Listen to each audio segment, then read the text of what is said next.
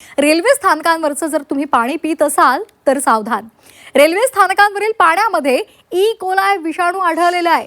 Water cooler त्याचबरोबर नळातून घेतलं जाणारं जे पाणी आहे त्याचे नमुने घेतले होते आणि त्यामध्ये हा ई कोलाय विषाणू आढळून आलेला आहे. 89% रेल्वे स्थानकांमध्ये मूलभूत सुविधांचा अभाव आहे, ही सुद्धा बाब समोर आली आहे. CSMT ते कल्याणसह 412 रेल्वे स्थानकांवरील पाणी दूषित आहे. कॅगच्या अहवालातून ही धक्कादायक माहिती समोर आली आहे. देशातील 512 रेल्वे स्थानकांवर स्वच्छतेची तपासणी केली गेली. कॅगच्या अहवालातून रेल्वे प्रशासनाचा कारभार उघड झालाय. रेल्वे स्थानकांमध्ये प्रवाशांसाठी उपलब्ध असलेल्या पिण्याच्या पाण्याच्या गुणवत्तेसह मूलभूत सुविधांसंदर्भात नियंत्रक आणि महालेखापरीक्षक अर्थात कॅग यांच्या अहवालातून अनेक गंभीर बाबी समोर आल्या आहेत. या तपासणीमध्ये अनेक रेल्वे स्थानकांवर पिण्याच्या पाण्याच्या गुणवत्तेमध्ये त्रुटी आहेत. त्यांचा दर्जा अत्यंत ढासळलेला आहे. अनेक रेल्वे स्थानकांमधील पाणी हे दूषित आहे असं या अहवालात त्यांनी नमूद केलंय. संसदेमध्ये सादर करण्यात आलेल्या अहवालातील देशातील 512 रेल्वे स्थानकांवरील प्रवासी सुविधा आणि स्वच्छतेची तपासणी करण्यात आल्याचं या अहवालात म्हटलेलं आहे.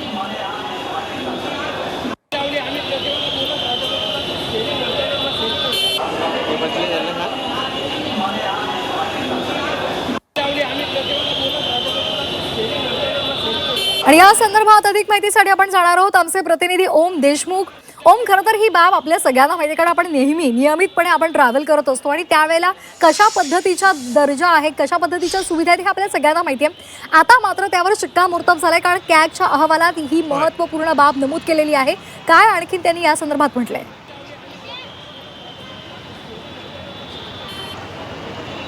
अगदी बरोबर आहे श्वेता. खरं तर अत्यंत गंभीर ही अशी बाब म्हणावी लागणार आहे, कारण रोज हजारो नाही तर लाखोच्या संख्येनं प्रवासी, ज्यामध्ये मुंबईकर असतील किंवा देशभरातील प्रवासी असतील, हे CSMTच्या माध्यमातून प्रवास करतात. आणि मी सध्या CSMTच्या बाहेरच आहे. खरं तर या रेल्वे स्थानकाच्या माध्यमातून किंवा या रेल्वे स्थानकाशी संबंधित असलेल्या मार्गावरून रोज लक्षावधी प्रेक्षक प्रवासी हा प्रवास करतात. आणि मुख्यत्वे जर आपण पाहायला गेलं तर कंट्रोलर अँड ऑडिटर जनरल या कॅगच्या रिपोर्टच्या माध्यमातून रेल्वे स्थानकांवर दूषित पाणी असल्याची अत्यंत गंभीर बाब समोर आली आहे.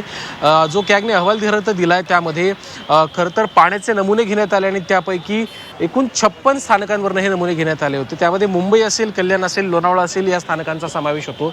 आपण जर पाहिलं तर 2004 साली या छत्रपती शिवाजी महाराज टर्मिनसला वर्ल्ड हेरिटेज साईट अर्थात जागतिक प्रेक्षणीय स्थळांमधलं याचा समावेश करण्यात आला होता. परंतु या वर्ल्ड हेरिटेज साईट असलेल्या छत्रपती शिवाजी महाराज टर्मिनसवर जी अत्यंत मूलभूत सुविधा आहे ती म्हणजे पाण्याची सुविधा, या पाण्याचं अत्यंत दूषित असं वितरण किंवा दूषित पाणी हे इथल्या सगळ्या प्रवाशांना उपलब्ध करून दिलेलं जातं आहे. आपण पाहिलं असेल की या सगळ्या संदर्भात सकाळी आपण खरं तर ही दृश्य पाहतोय की खरं तर मोठा लोंढा हा प्रवाशांचा आणि एकंदर रेल्वेने प्रवास करणाऱ्या सगळ्यांचाच आपल्याला या निमित्तानं पाहायला मिळतो. हजारो लाखो प्रवासी हे रोज या ठिकाणी प्रवास करतात. खरं तर या सगळ्या गोष्टी समोर आल्यानंतर कॅगच्या अहवालानंतर मुख्यत्वे या अनुषंगानं रेल्वे मंत्र्यांकडून तातडीची बैठक आणि या सगळ्या संदर्भात आढावा घेण्यात आलेला आहे.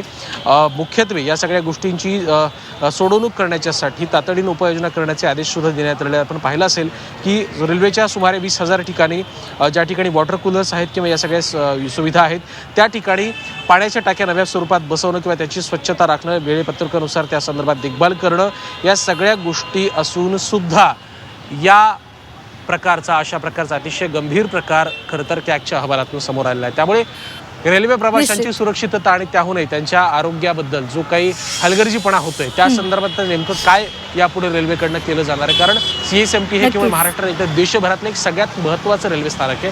त्यामुळे या ठिकाणच्या व्यवस्थेच्या संदर्भात आणि मुख्यत्वे पाण्यासारख्या अत्यंत बेसिक गोष्टीच्या संदर्भात नेमका काय पुढे खरं ॲक्शन प्लॅन यांच्याकडनं राबवला जातोय आणि स्वच्छ आणि सुरळीत असं स्वच्छ असं सुंदर पाणी मुंबईकरांना आणि प्रवाशांना दिलं जाते, कशा प्रकारे दिलं जाते हे देखील पाहणं आता तितकंच महत्त्वाचं ठरणार आहे. श्वेता, अगदी दरवर्षी कॅगकडून अशा पद्धतीचे अहवाल येत असतात, पण त्यावर खरोखर अंमलबजावणी होणं खरं तर गरजेचं आहे. तर काही पावलं उचलली जातात का हे पाहणं सुद्धा महत्त्वाचं आहे. धन्यवाद ओम दिलेल्या सविस्तर माहितीसाठी.